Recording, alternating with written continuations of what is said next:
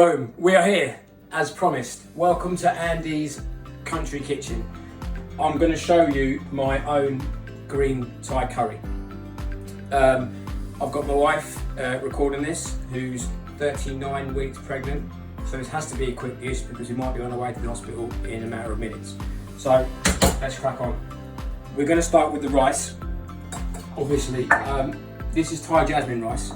Now when you cook rice, you need 1 cup to 2 cups of water, okay? It's really simple, 1 to 2. We're going to bring the rice to the boil, okay? The water will evaporate, the rice will double in size, we'll have some lovely fluffy rice, okay? In the rice, I'm going to chuck a piece of lemongrass and a knob of ginger. Alright, we'll bring that to the boil.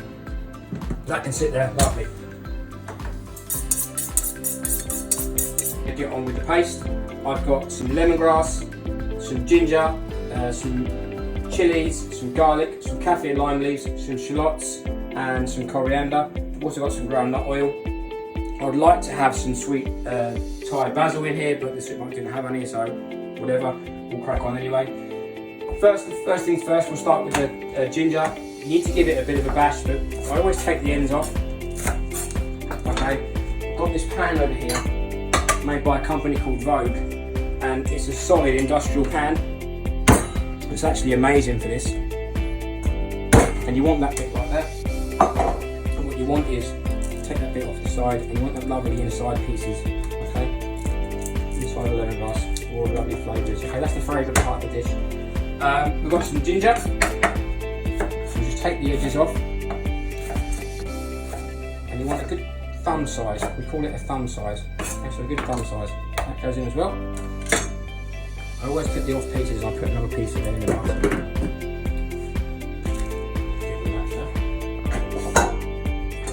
Okay, chilies.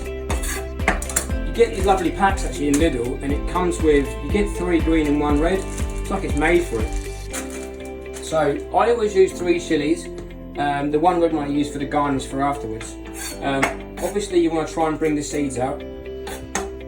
If you take the seeds out, obviously it's not quite as intense. When you take seeds out of chilies, just remember to remove that little white membrane as well, because the heat is also in there. So I'm going to use 3. So I'll just scrape the seeds out of here. I'll let them seeds out.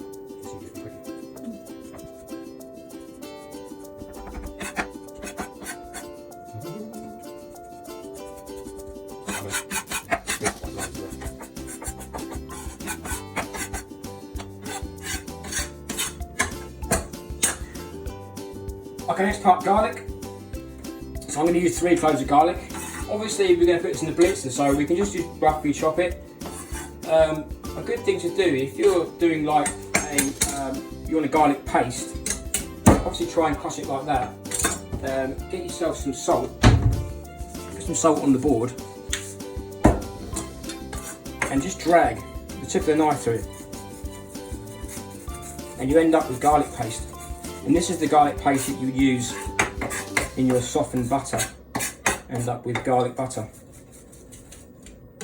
Okay, so that's a nice little tip there. We can chuck that in as well.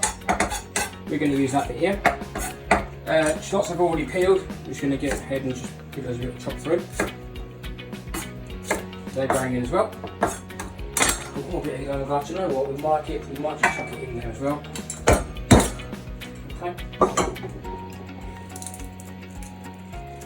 Get the skin off. Just chop with that as well.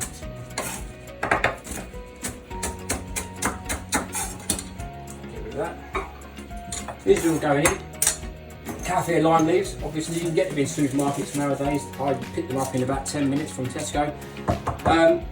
We'll chuck this into a food processor. Now, not everybody has got a food processor, but we do have one of these because we all bought one about 5 years ago, and they probably sits in the cupboard but we never use it. So here we go.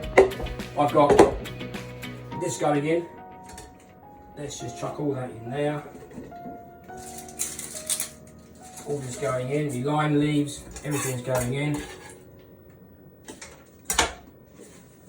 A good bit of coriander stalks and all. You want about a tablespoon of ground nut oil. And your seasoning for this, which I probably should have got out, is fish sauce. Alright, now this is like the Rolls Royce of seasoning in Asian cookery. Essentially, fermented fish. Smells absolutely wonderful. Okay, and we use it like salt and pepper, essentially. Blend.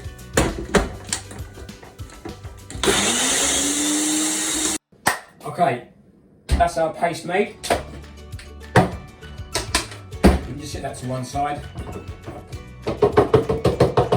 And we're ready for that. We're going to get on now and do the base of our curry. I've got these lovely chicken thighs here from the supermarket.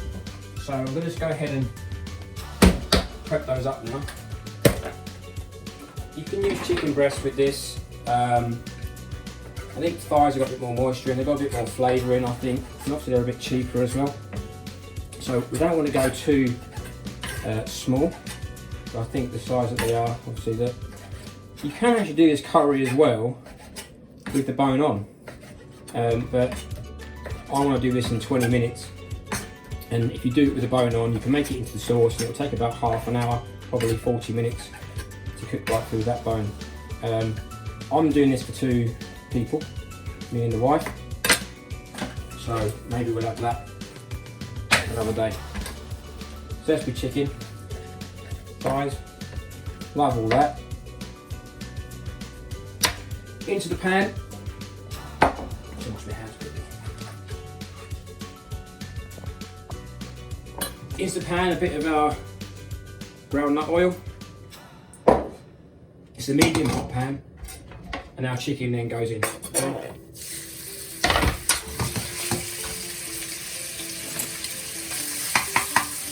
You want to get a bit of colour on this.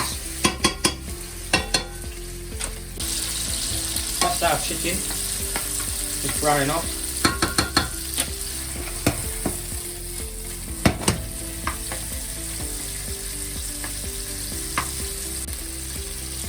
Now I've got the veggies for the base of our curry.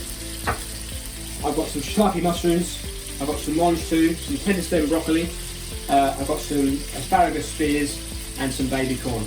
I've also got a little bit of spring onion which we'll just use at the end to garnish. Obviously some chillies there as well. Okay, so before I add the paste in, I'm going to go in with the mushrooms.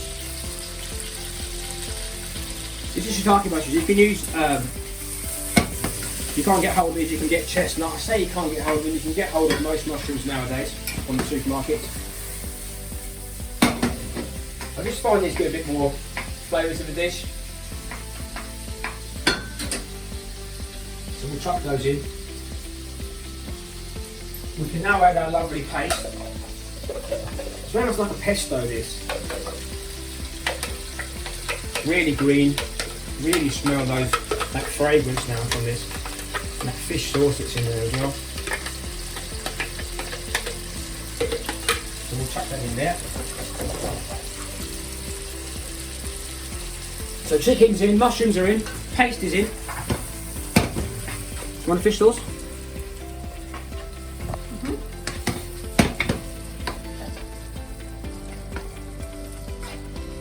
Lovely.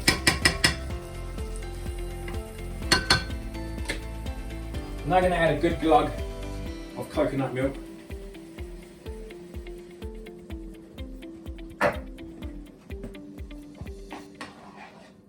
And we'll bring that slowly to the boil.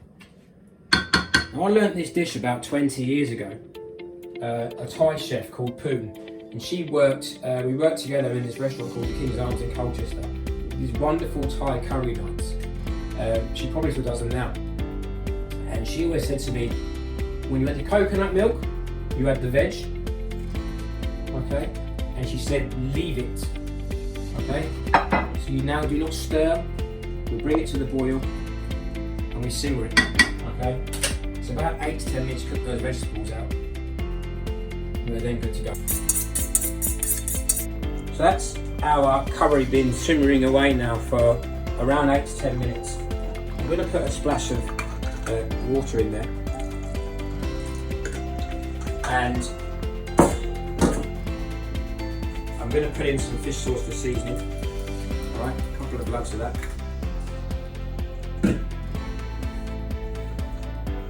And I'm going to finish with just a little bit of coriander, which I always add at the end to keep that greenery in. When you use coriander, just remember you've got to cook this as well. It's a great garnish, but if it's inside a curry, you probably want it to be cooked as well.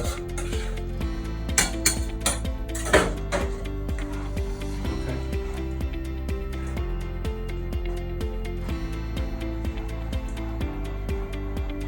We're now going to focus our attention back onto the rice. I'm just going to go in and grab out this infusion. Just pulled out that lemongrass and that ginger. I'll get myself a fork. You just want to loosen it up slightly. Get yourself another bowl. In goes our lovely rice.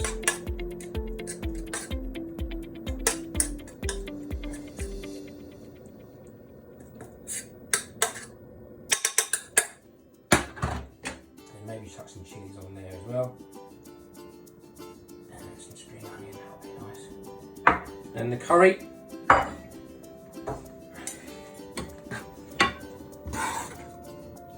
Stuff that in there.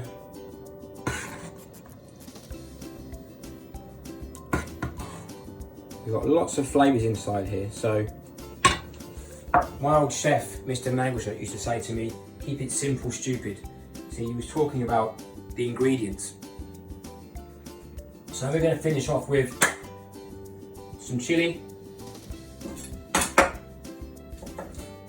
maybe a wedge of lime, a bit of a sprig, clear this away. We'll bring our board over here.